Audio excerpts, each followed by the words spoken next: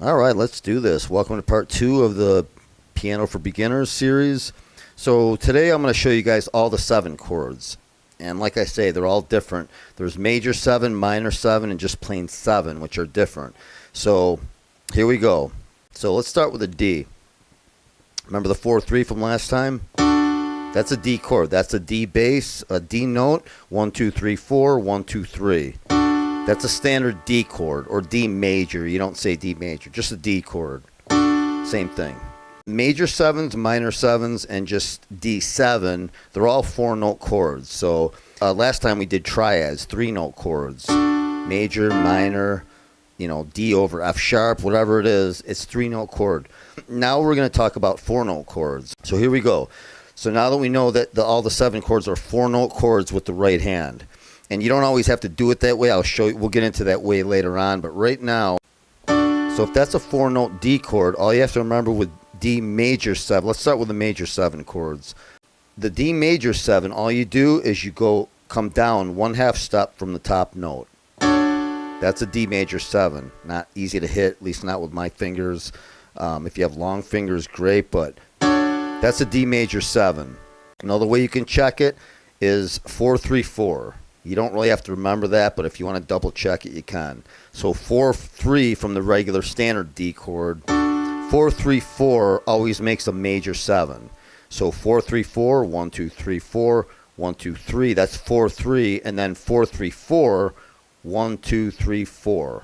So you count half steps from the bottom note, and that always makes a major 7. 4-3-4. Or just remember 1/2 step down from that top full octave D chord. That's a major 7, a D major 7. Let's try it with a C. That's a standard C chord. That's a full octave C chord with a C on the bottom and C on the top. So we know that. All you do is, remember, come down 1/2 step. That's a C major 7. Let's try it with a B. Remember the 4-3? That's a standard B chord. Now add the B. Make a full octave B chord. Still a B chord. Now come down 1/2 step. That's a B major 7. G major 7. Try it with one more. G major 7. So that's a G. That's a full octave G. And then you come down 1/2 step. G major 7. If you want to check it with a 4-3-4, it always works. From the bottom note, 1, 2, 3, 4. 1, 2, 3, 1, 2, 3, 4. 4-3-4. So 4-3-4 makes a major 7. Major 7 chords are really popular in blues, R&B. The real bluesy chords, and not so common, I guess, is just the 7 chords and the minor 7s. But a lot of artists now still use them. And I just listened to a song the other day that had one. And it was a G major 7, which is a B minor over a G. But again, it still checks out. All right, so that's major 7s. Now, I started with major 7s on purpose, and then now we're going to come to just the 7. Minor 7s are something totally different, and we'll get to that. So now from major 7, now we're going to go to a D7 or E7 or just plain 7, G7. Instead of coming down 1/2 step from the full note octave chord, you're going to come down 2/2 steps. That's a D7. That's it. Come down 2/2 steps or 1 full step, same thing, from that top note, from the 4-note full octave chord. So that's a 4-note D chord. Come down 1/2 step as a major 7. Come down 1 full step or 2/2 steps is a D7. Another way you can check D7 is 4-3-3. That always works. Let's check it. If you're in doubt, okay, a G7. If you're questioning it, that's a G note. That's a full octave G. Come down 2/2 steps. That's a G7. Check it with 4-3-3. From that bottom note, 1, 2, 3, 4. 1, 2, 3. 1, 2, 3. So 4-3-3 always works. Always makes a 7 chord. G7, C7. So that's a C, full octave C with a C on the bottom and a C on the top. Remember, that's a major 7. Down 1/2 step, C major 7. Down 2/2 steps, or 1 full step, is a C7. Let's try it with another one. Let's try it with an A. Remember the 4-3. We know how to make a standard A chord. Remember, add another A on the top. That's pretty easy. 4-note A chord with a full octave A. Lower 1/2 step for an A major 7, and lower 1 full step for an A7. That's it. That's an A7. A lot of times it'll be listed as A add G, which is, you could do that, or A add G, but it most likely will be listed in a song as an A7. Let's see, an example of an A7. Let me think. Okay, Supertramp. Someone just asked me if I could do this video, and I'll do this one soon. It's a cool song. Give a little bit.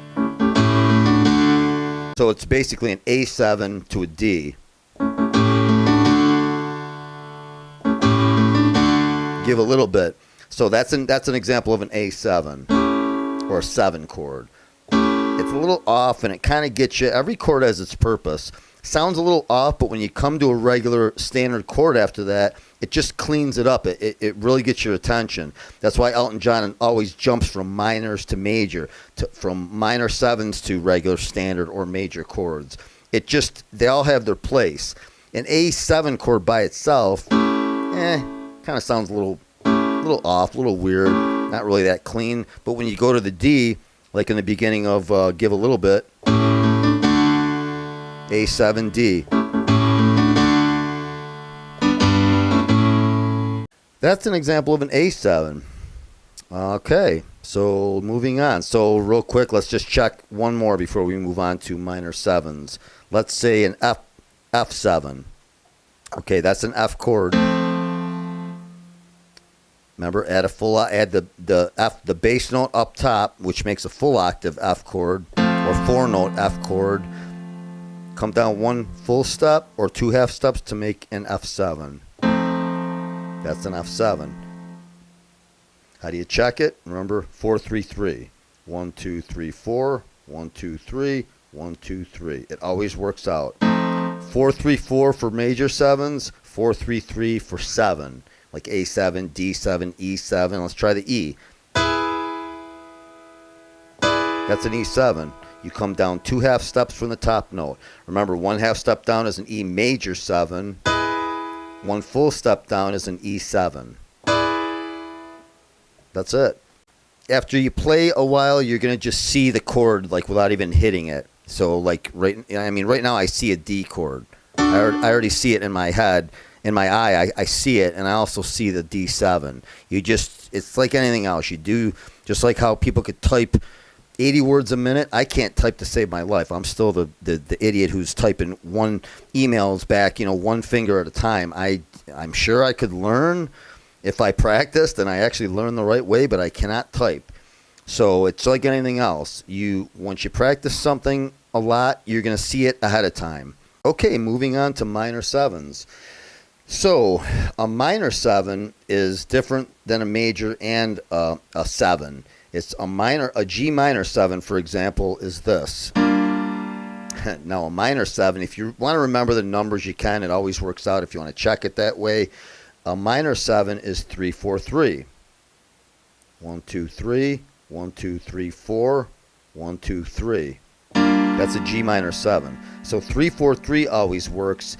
But when I started playing, when I was in high school, and I was playing, and I had the sheet music for, let's say, a Van Halen song back then, or Genesis, or Rush, whatever it was. If the notes in the piano music told me to play this, a G, a B flat, a D, and an F, I'm like, well, that sounds kind of weird. What is that? Back then I only knew G, G minor, and I didn't know any of the 7 chords. So a G minor 7, I would look above the piano music, and it always has the guitar tabs. In the guitar tabs, the chord would say G M7, G minor 7. And I figured out back then, okay, so a minor 7 chord, the way I would always remember them, a minor 7, you go 3 half steps up the bottom bass note, G minor 7, and it's just a standard chord, a B flat. So a G minor 7 is always a standard chord 3 half steps up that bottom note. That's a G minor 7. Let's try it with an A. That's an A minor 7. Can you see it? That's the C. a C major or just a C above an A. So I figured out over playing a few times and seeing those over and over in my Van Halen books or Genesis or Yes or Rush or Journey, whatever it was. And I'm like, okay, all that is the way I remembered them is it's the regular standard chord 3/2 steps above that bottom note. So it's a C over an A. We already know how to get to a standard chord. Remember the 4/3. And the 4/3 is all you really have to remember. That's all I remembered, and all the other ones I got by the way I'm showing you. The 1/2 step down for the major, the 2/2 steps down for the 7, and then minor 7s, where we're at right now, is just 3/2 steps above the bottom note, and it's a standard chord. So it's a B flat. Remember that 4/3 from last time. It works every time. 4/3, that's a B flat chord. So if that's a B flat 3/2 steps above the G, well, that's a G minor 7. What's an F minor 7? 3/2 steps up. It's an A flat above an F. That's an F minor 7. And you know how to make an A flat from our first lesson. 1, 2, 3, 4, 1, 2, 3. That's it. So it's 3/2 steps above the bass note. One other thing I'll say is the bass note always wins. In other words, it always takes precedence over the top chord. What I mean by that is, okay, that's a C chord, right? C on the right hand, C bass. That's a standard C chord, or C. Well, that's not a C. That's an A minor 7 because it's an A. A is on the bass, so the A, it's always named, whatever the bass note is, that's what chord it is. A minor 7, A major 7, A7. The bass always takes precedence. So you could list it like a C over an A. It's the same thing, C backslash A, but music will never list it like that. It'll say AM7, A minor 7. And again, you could play an A minor 7. You don't have to do a 4 note. You could just do, as long as the lowest note is an A and the right-hand chord is a C chord. Now, it doesn't have to be a C over A. That way it could be that. That's also an A minor 7. That's also an A minor 7. That's also an A minor 7. See what I mean? So the bottom note, the bass note, always overrides the right hand. Okay, another quick example of a minor 7 is in Roll with the Changes when he goes.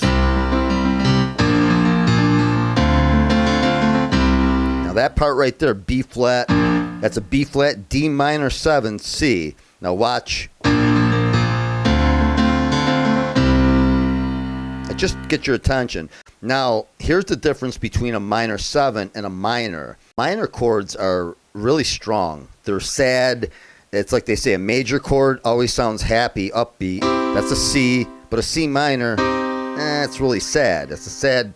Minor 7s are kind of in the middle. That's why they're a little more subtle and a little less harsh. If we went B flat, D minor, C, and Roll with the Changes, it would sound like this.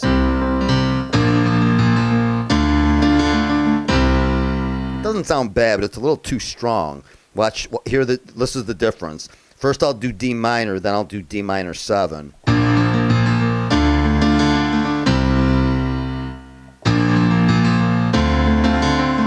See how cool and just clean. It's more subtle. It's not as strong, a D minor 7. So D minor 7, what is it again? Come on, you remember. It's an F over a D. I could see the F chord right here. I mean, the F note's up there, but.